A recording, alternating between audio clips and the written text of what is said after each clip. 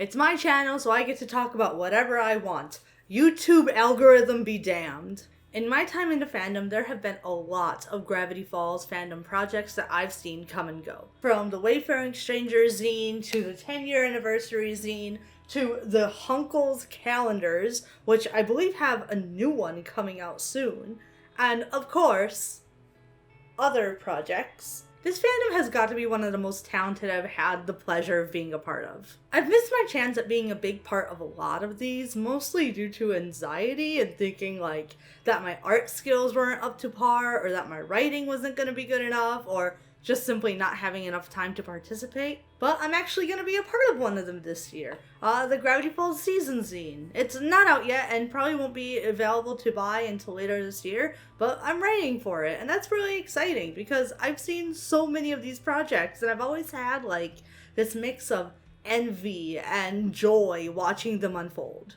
But I want to talk about one project that I've only ever watched from the sidelines. One that I never got a chance to participate in, but that I watched grow and grow into something really cool until eventually it just kind of fizzled out. I'm talking about Musical Falls. So, the Gravity Falls fandom is no stranger to fan-made songs or even musical numbers in general. I'm sure everyone watching me knows about the cut musical number that Bill was supposed to sing in the finale of the show. The one written by Neil Cisterga. Today is just so wonderful. I feel like chuckling. Ha ha ha. I feel all fuzzy inside like a duckling full of tarantulas. Honestly, it's not even the only contribution that Neil Cisterga has made to like Gravity Falls music history. He wrote the song Goat and a Pig, which was used in the episode The Love God. A couple of livestock living their lives stuck together in harmony. A pig and a goat showing the world that a pig and a goat can be family. And he also wrote a Gravity Falls theme song that ended up not getting used.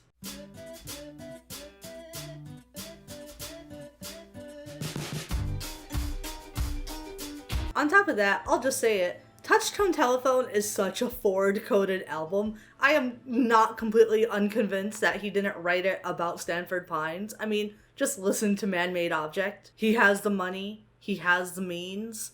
He has the strangest dreams. Come on, it writes itself. I mean, frankly, how many Gravity Falls fanfictions are named after Lemon Demon songs? Like, a ton of them. But aside from Neil, there are, of course, about 500,000 different fandom songs. The ones that come to my mind first are actually the Filk songs that were written by Scribe Findagill. Scribe Findagill, of course, is a name that, one, I have no idea how to pronounce, and two, you've likely heard before if you've engaged with my videos in the past. I mentioned Scribe a lot in my past 618 series from 2023, actually. But Scribe wrote a lot of Filk songs, Filk, of course, being sci-fi fantasy folk songs. You know, folk songs about apocalyptic situations, space, traveling through multiple dimensions, etc. About different characters in the show. One that a lot of fans might have heard is actually the Handyman from the Apocalypse folk song that Scribe wrote about Seuss. When you fear that all is lost, you'll find him standing there. There's a handyman at the end of the world. There's the song Gravity Falls, Oregon, which is a series of letters written by Stan to Ford as he works on the portal over the decades. It's like really good. Your heating's back on and that burns ceiling nicely, and no one's come snooping around. And just like tons more, there's like a version of The Boxer called The Con Man. I am still a proud man, though my bones are stiff and old. I endangered all existence for the promise of a thank you that I don't deserve. Just chef's kiss. Very good angst. I'll link to Scribe's SoundCloud down below in the description. Scribe wasn't the only one writing Filk, of course. There was this really good Filk song written by Million Chromatic Dreams. In his eyes there's a fire, deadly burden fueled by ire, and he aims to build a weapon to see cipher eye to eye. he won't survive. He knows well's prepared to die. But then, of course, there were the songs that went super viral on YouTube. I mean, a lot of y'all have probably heard Madame Macabre's song, Decipher, about Bill Cipher.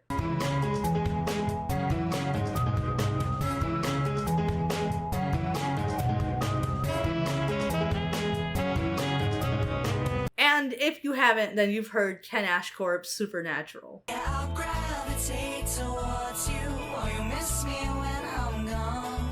'Cause things are getting creepy in this sleepy state of Oregon, and I'm gone. And it wasn't just songs with lyrics. There were a lot of instrumental themes made for individual characters. I can think of a couple for Bill right off the top of my head.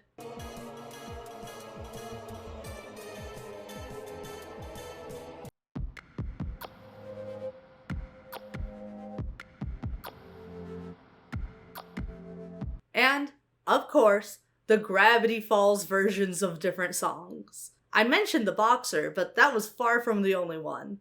You thought I was a fable, but I'm real, you see. If we make a deal, I'll try my best and you'll have to pay a fee. Go ahead and try to be me if you're ready. We both know you're weak, it's making you unsteady. I control reality and all illusion. I'm infinite and you're just a human. We struck a deal, you lost, and now we're done. It's funny how you think you could have won. I never play nice, now you pay the price. Looks like you've run out of time. There was just so much more. There were mashups, there were track lists, there were raps, and, of course, there were theme song covers. Cue the montage.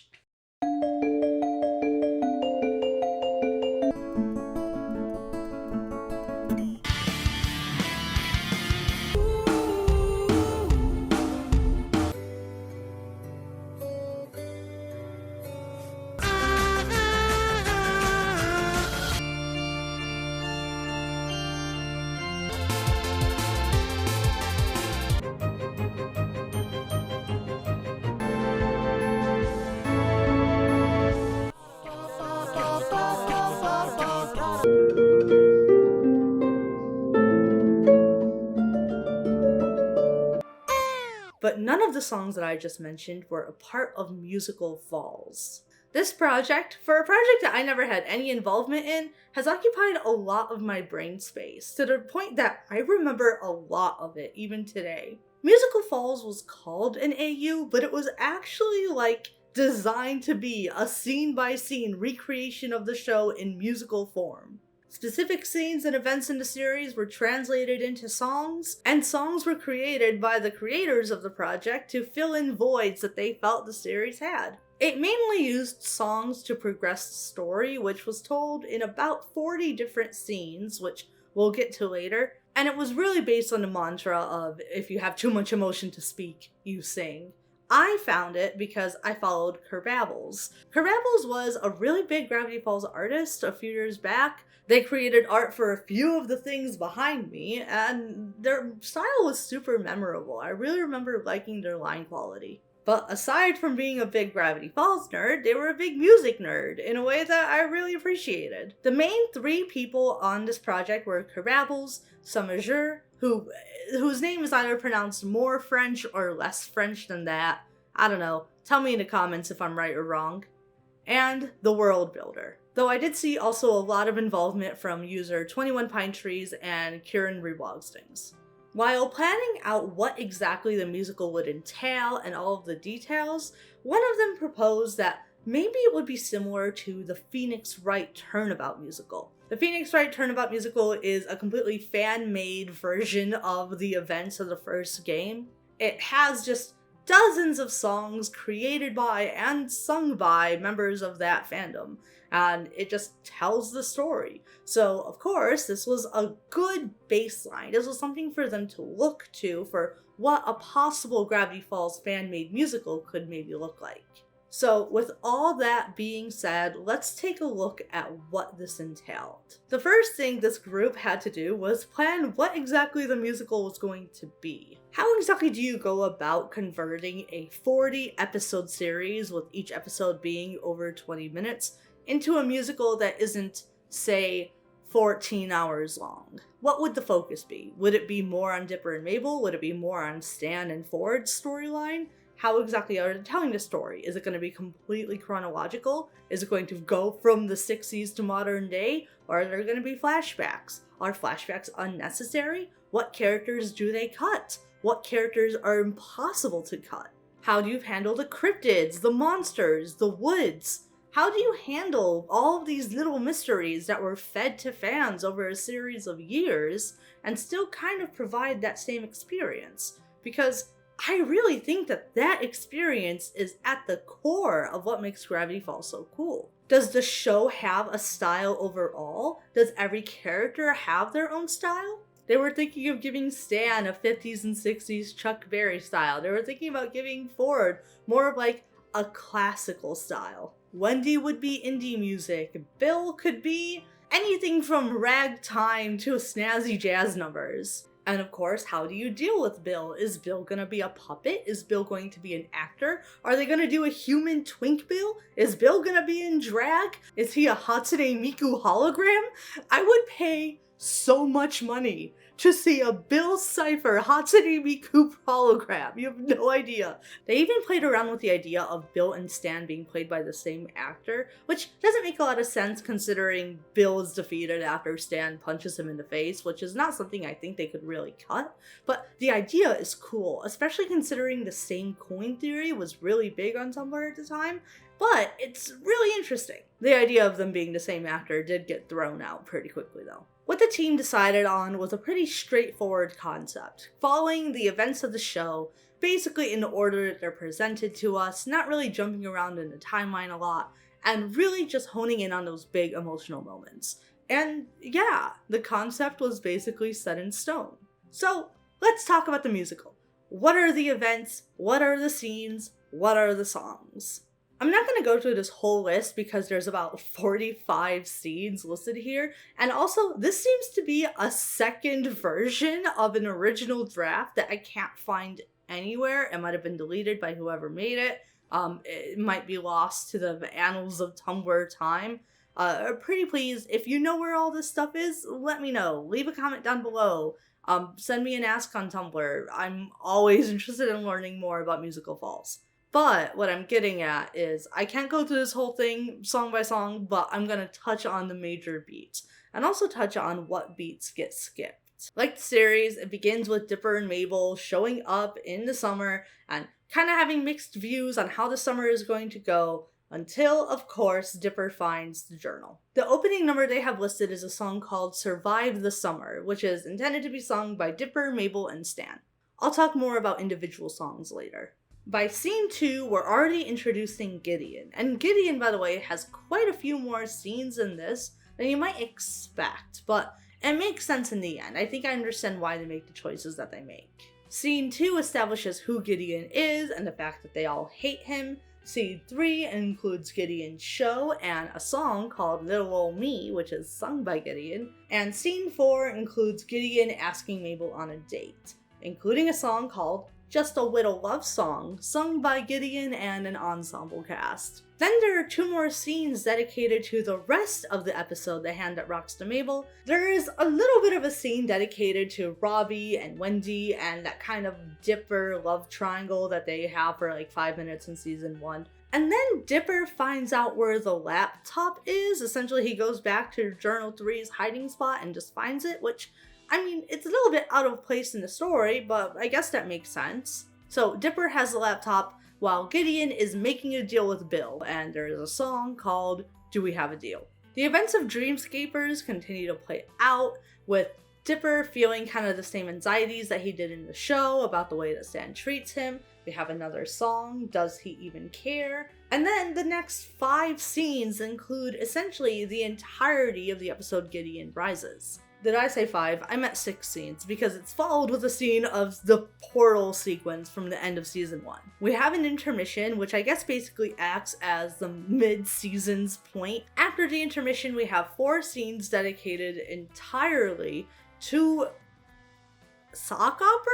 It kind of skips the whole zombie thing, which is odd, because you'd think that'd be a great opportunity for a musical number. Boys are a bore, let's show them the door. We're taking over the dance floor. Oh. But still, all of sock opera is included here, and we get a reprise of the song Do We Have a Deal, but he's trying to convince Dipper this time instead of Gideon. And at the end of sock opera, the ending where Dipper is defeated and Dipper and Mabel go back home, we immediately get into the events of Not What He Seems, with Stan being arrested. It seems there were a few scenes skipped here, and I guess that makes sense. Those two do seem to be the biggest plot points in the first half of season 2. I can think of a few that were pretty important that are just nowhere to be seen here. Scene 29 is essentially the entirety of A Tale of Two Stans, with 2 songs included.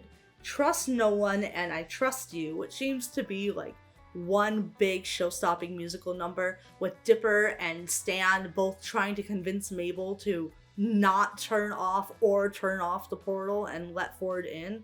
And the song A Tale of Two Stans, which I guess was going to be Stan and Ford telling their entire 40-minute tragic backstory to us in the form of one song. I don't know how they would have done this, but I would have loved to see them try.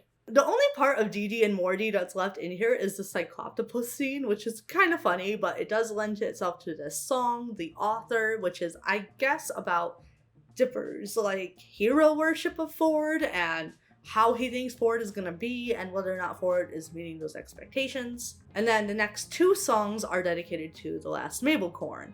And listen, we'll talk more about Trust No One because I have a lot of thoughts about it. We have Dipper and Ford going to the UFO to get the adhesive to patch up the rift, and there's a song here, Apprentice, which is all about Ford asking Dipper to be his apprentice. And from there, we pretty quickly find ourselves in the middle of Weirdmageddon. Weirdmageddon is a 3-part finale in the series, and over here it's given a total of 10 different scenes, which I think makes sense. I mean, it is the climax of the entire show, and there are a few songs in here. The most notable songs in this finale include Fantasy vs. Reality, which is a Dipper and Mabel song, probably during that whole court scene that happens in Mabel's mind. A reprise of Survive the Summer from the beginning of the musical. An ensemble song of Take Back the Falls, which seems to be their fight song towards the end. And the song What Could I Have Done, which is a song sung by Stan after he gets Dipper and Mabel back. So like before they go and attack the pyramid. And it's like this really sweet song. I'll talk more about it in a second, but it's really emotional. It's pretty good. And then we find out in the end that Stan has lost his memory, but we don't like really dwell on it. Mabel just kind of pulls everyone off stage. We don't get a scene, you know, that really emotional scene of Stan getting his memory back in the shack, the one that really makes us feel a little bit emotional, even though it's a little bit too fast, but you know what I mean? That's just not here. That's just not happening. Instead, we cut to Chandra Jimenez talking about how Stan got his memory back and how a week has passed. And then it ends with a 5-minute scene of the twins saying their goodbyes. There isn't a song listed here, but I can only imagine that, you know, a song would have been written for the finale. There's some really interesting changes that were made here. Aside from the one I just mentioned about Stan's memory just kind of being glossed over, which I guess isn't that much different than it is in the show. Frankly, they should have spent more time on that in the actual series, but whatever. We also have the fact that Pacifica and McGucket are almost nowhere to be seen at all, like not even mentioned. Apparently, there was a song, Just Another Northwest, written by 21 Pine Trees that ended up being cut. I understand Pacifica being cut a bit more than McGucket, though. McGucket's involvement with the plot is really integral to who Ford is as a character. I can't really imagine Ford's character without McGucket being there, though I guess I understand what the writers were going with when they planned this out. Another change they made is that Mabel already has Waddles at the beginning of the summer, which I guess makes sense. We can skip the Time Traveler's pig. Blandon doesn't really end up being instrumental to the series at the end anyways. He kind of just fucks off and leaves. Some of the notes about these songs that were included in this giant list, or at least one that makes me laugh, is that the song The Author was going to be imagined as like a gay or European song, but for Gravity Falls. Gay or European, it's hard to guarantee. Is he gay or European? Well, hey, don't look at me. I don't know what they're getting at there. Is the song like, is he cool or is he a nerd? Is he safe or is he dangerous? Is he friend or is he a foe? Is it to the same tune as Gay or European? I need to know more about what was envisioned for this, because that concept is so funny and so cursed to me. I love it. Change nothing, no notes. In response to this, a lot of people had some suggestions and jumped in. User Pikachu Musical Alarm Clock had the suggestion to add more cryptids, more monsters, the pterodactyl, etc. And also to have a scene dedicated to like Pine's family fluff. Just something really nice and comforting so that the betrayal and not what he seems feels a lot more intense. User Summerger suggested that there be a reprise of What Could I Have Done right after the You're Our Hero Stanley moment, sung by Ford to Stanley. You know, the initial version of the song is Stan talking about what he could have done to deserve Dipper and Mabel in his life. So Ford singing it to Stan after Stan's sacrifice, that would be a really good moment. They had ideas for what the Trust No One, I Trust You song would play out, kind of following the musical cues in Brad Breek's actual score for that moment, which I think is pretty cool. And I'm sure what a ton of you are thinking. Like, yeah, that sounds like an interesting idea. These musical numbers mostly make sense. There's some that maybe we would tweak or adjust, but yeah, it's a good concept in theory. Too bad no songs were actually made. There were a few songs that were actually made. So at some point in Musical Falls' progress, there was a list made of all of the songs that at that point were at least partially released somewhere on the internet. The first song, Survive the Summer, which was, remember, the big opening number, was still being written by Kerbabbles. It seems in a few of the notes that part of it might have been released or some lyric ideas might have been posted somewhere, but Kerbabbles' account was deactivated and I couldn't really find anything. So that's one song that I'll just probably never hear. The second song, Just Another Northwest, which was cut even before the 45 scene list that I described to you a minute ago was kind of established, is also gone to the annals of time. I wasn't able to find it.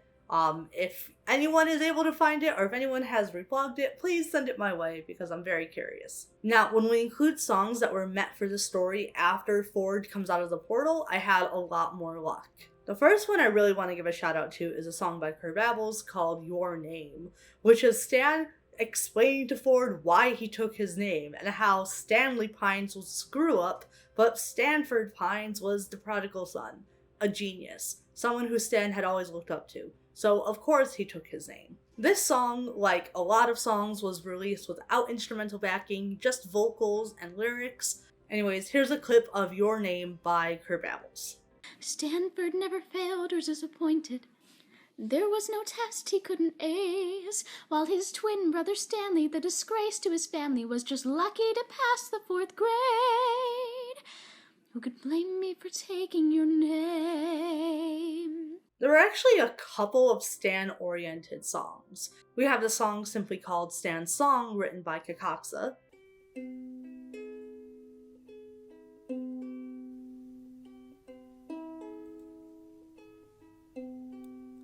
Here on the beach, that's where we play.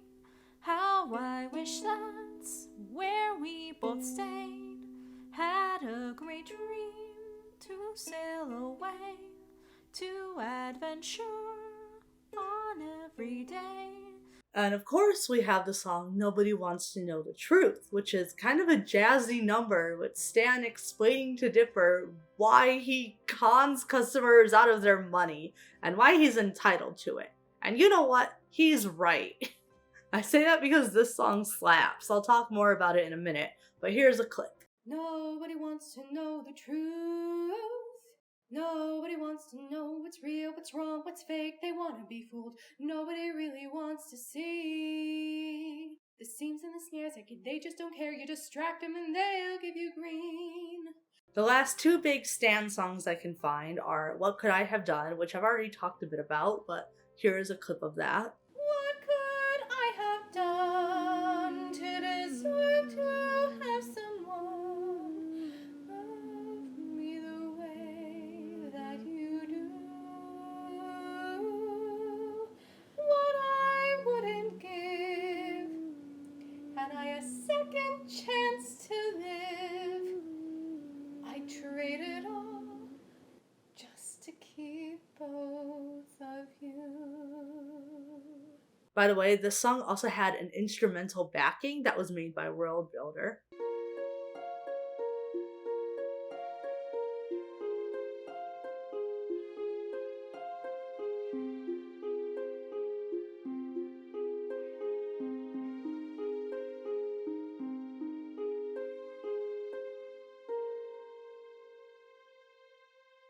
And the song Take Back the Falls, which is about Stan kind of bringing in that ragtag group of survivors of Armageddon and rallying them up and telling them that they were going to take back the falls. The town is in ruins, we're all in this mess. The people are screaming, just give it a rest. Bill Cipher's a tyrant, we're all just his pawns. Who in this heck can help us last until dawn?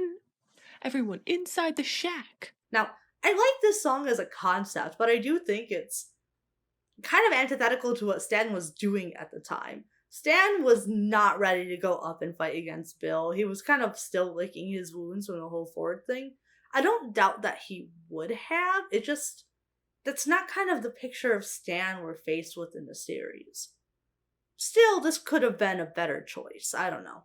The rest of the songs that I was able to find were the song Trust No One. Now, I know that we talked about the song Trust No One and I Trust You as a Dipper and Stan and Mabel number kind of bringing Ford into the world. Birthing Ford. But here Trust No One is imagined as a song sung by Ford about his declining mental health. It's essentially a panic attack in a song.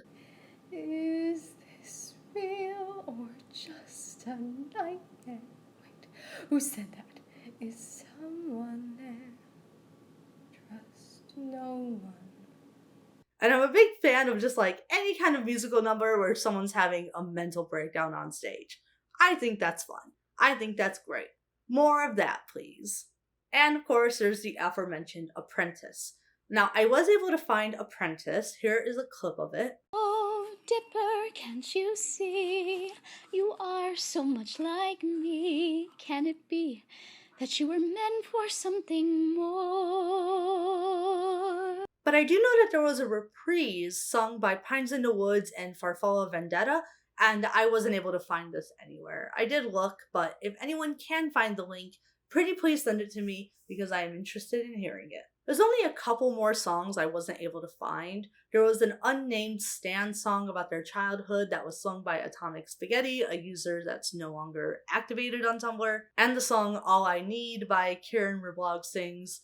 I don't know what this song was going to be, so I can't really speak on it, but again, if anyone has any information, let me know. The Bill song! I almost forgot the Bill song. Bill had a song when Ford is having a nightmare, and the song is called Well, Well, Well, and it's just like this snazzy number of Bill mocking Ford.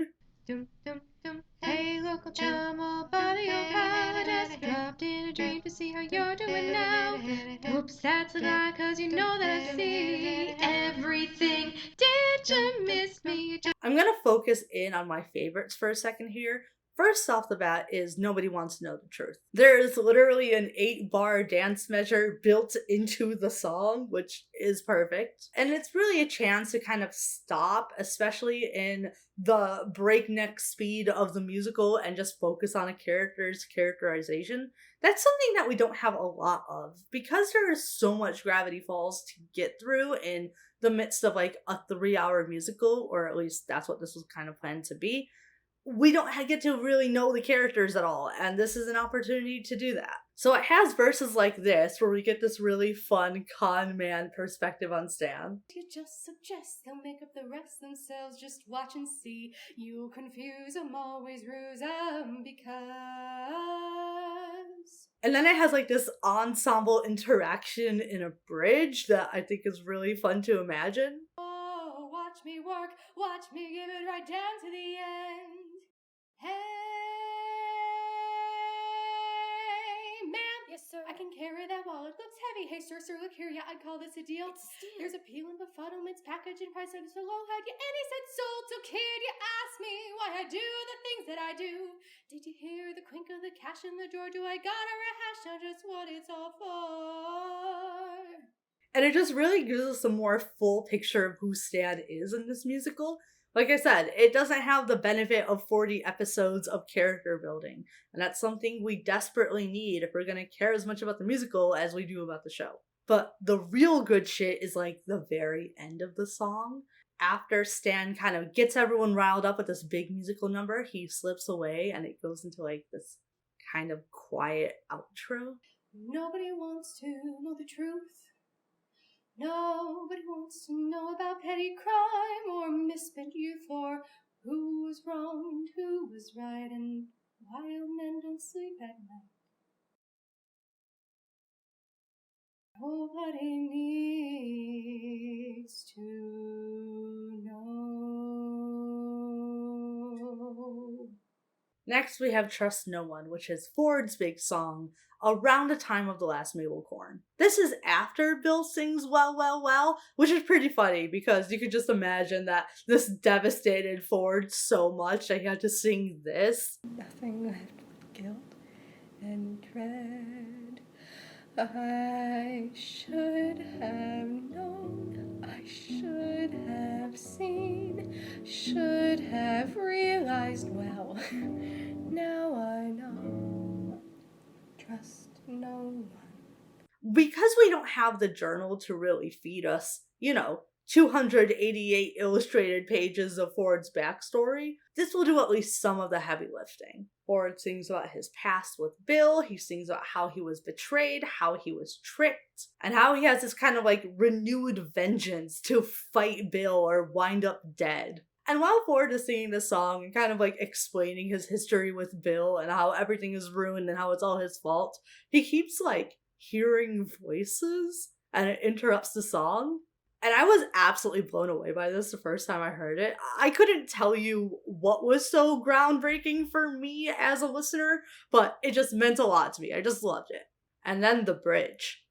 Oh my god, the bridge. Trust no one. It's hopeless. I want nothing more than to change the past and clear the score. And what's a word like sorry for? If it's something you can't mend.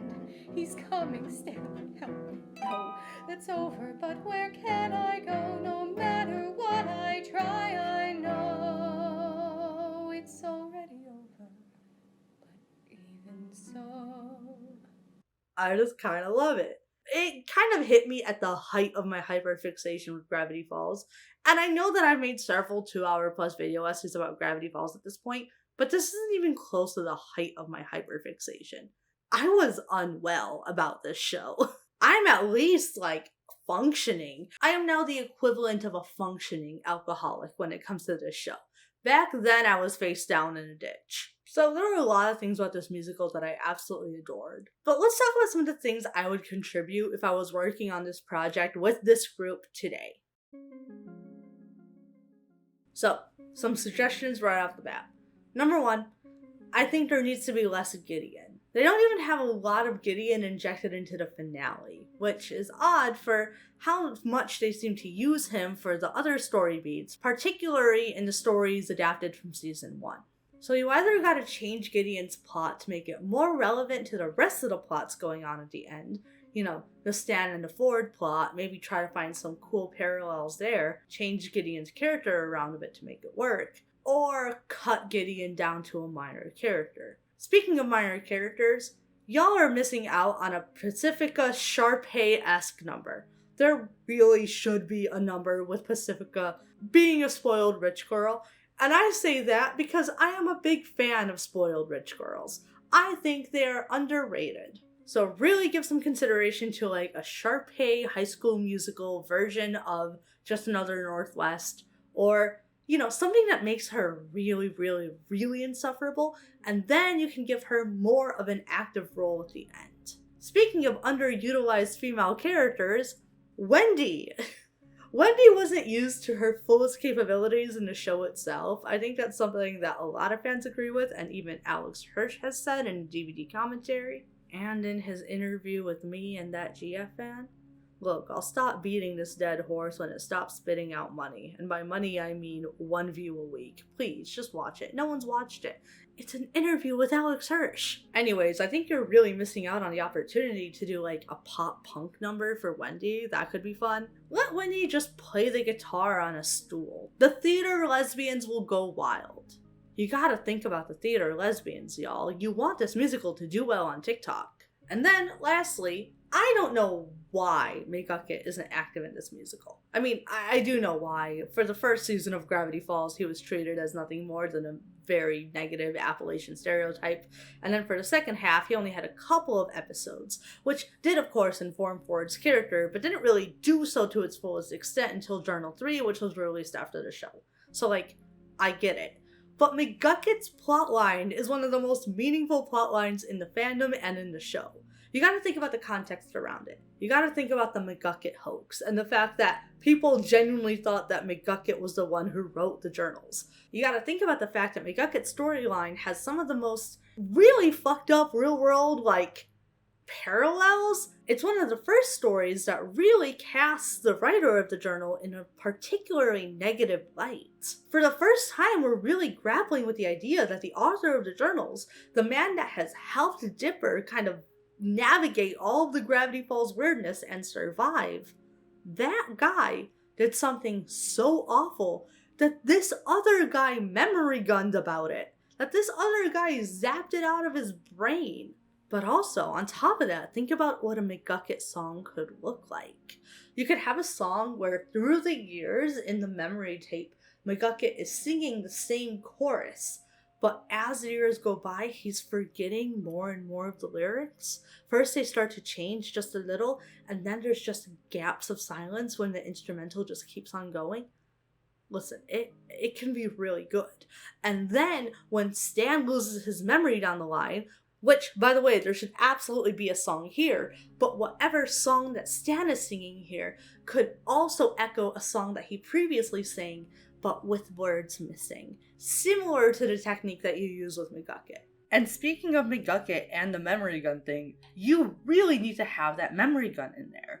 In the initial plan, the scene-by-scene plan that I was looking through, the word memory shows up once, and it's at the end. So Stan's memory obviously gets erased, but we have no idea where the memory gun itself is coming from. Not to mention the scene in the shack after Stan loses his memory and he begins getting it back. Not only is this scene a really tragic one in the show that was kind of cut really short, but with a scene that emotional, it makes you think what kind of songs could be here. With this musical plan, they're really extending and shortening some parts of the show, but if there's anything that should be extended, it's this scene. This is just a personal opinion, but I do think that Stan losing his memory and then getting it back almost immediately afterwards is kind of a blight on the finale. And you really have a chance here for a reimagining to really give it some space, give it some room. Let the audience feel that dread. Let the audience come to terms with it. I don't think cutting it is the way to go, that's for sure. You also have so many opportunities for music as Stan and Ford are deciding to let Stan erase his memory to save the world. It could be a song of Ford trying to convince Stan not to go through with this, and Stan saying, no, I want to, and maybe Stan's even trying to be kind of lighthearted about it. He keeps cracking jokes, and Ford's just getting more desperate, like, no, you don't understand what this means, until Stan goes, yeah, no. I do understand.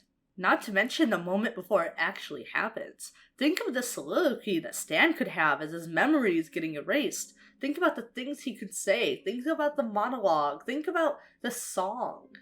I think this plan is a great base, but I know it could be so much stronger. I recognize, of course, that no one is working on this anymore. I don't know who I'm talking to. Most of the people have probably left Tumblr altogether, or even left the Gravity Falls side of the internet altogether. Look, y'all, this is a Project 618 video. You get my off-the-dome hyperfixations here, okay? I don't really have a big poignant point about Musical Falls. I just have a song in my heart, and this is me singing it.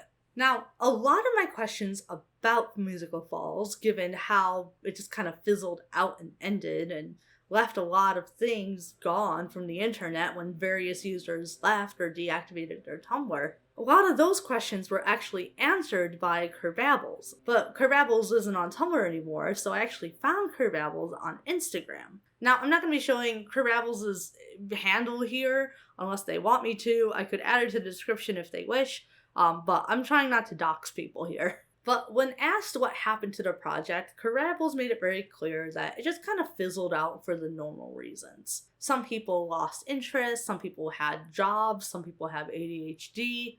No idea what that's like. And Kerbabbles didn't really have access anymore to a lot of the songs that have been lost to time. Which is why a big part of this video right now is that it's a PSA. I would like these songs. I'm just really interested and I want to know what was in them. I think Kerbabbles' reasons for Musical Falls kind of fizzling out make a lot of sense, but it's still kind of a shame. I mean, it was just really unfinished, but when I see the songs that were here and the ones that were written, and I could hear what they had intended, it just really piques my interest. I really want to know where this could have gone. I don't have any musical ability. The most I could do is play Mary Had a Little Lamb on piano. Well, that's not true. I had a hyperfixation on Yuri on Ice, and I learned the theme song on piano, too. If I can find a clip of that, I'll play it here. We were born to make history. All of this just makes me wonder what we could have had. After all, these big projects, the zines, and the multi-artist lyric comics, and the musicals, these things that involve so many different people all contributing their ideas, these are the bits of fandom that really appeal to me the most. It's where people make friends and allies and lifelong companions, or even romantic partners in my case. Musical Falls might be gone for now. I mean, unless someone wants to kick it back up again, I hope you do. And I guess in the long scheme of things, Musical Falls was really only just like a blink in fandom time. But it's a blink that I saw, and that means a lot to me. This wasn't really a popular fandom project. I think one of its most popular posts didn't even break 150 notes. I mean, the song I'm probably most obsessed with, Trust No One, I don't even think it broke 30. And let me tell you, for a multi-user fandom project of this time, of the heyday of the fandom right as the show was ending, for something like that, these are not really big numbers on Tumblr.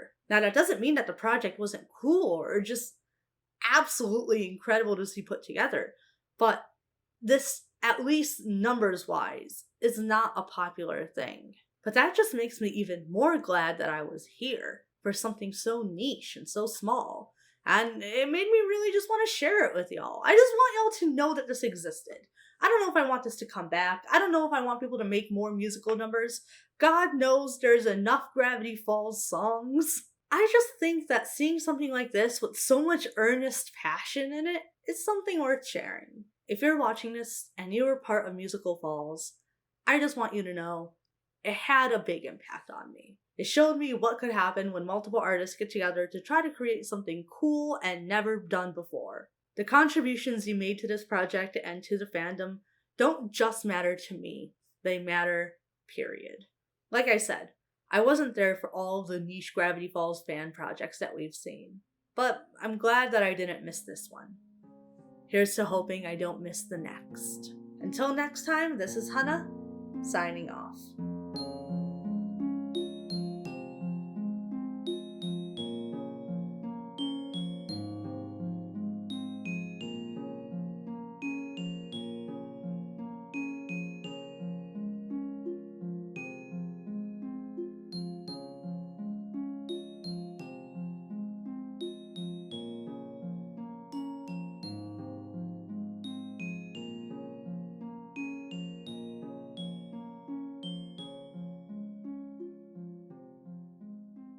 Wait, is that vacuum in the shot? Ugh, I can't move it. Wait, I don't think I can move it. I think it's helping keep this up right now. Sir, that's my emotional support vacuum cleaner. Y'all, it is 6 a.m. right now. Oh my god, the sun is coming out. 1 second, I'm gonna show y'all. I'm gonna show you the world. That's daylight. Ugh.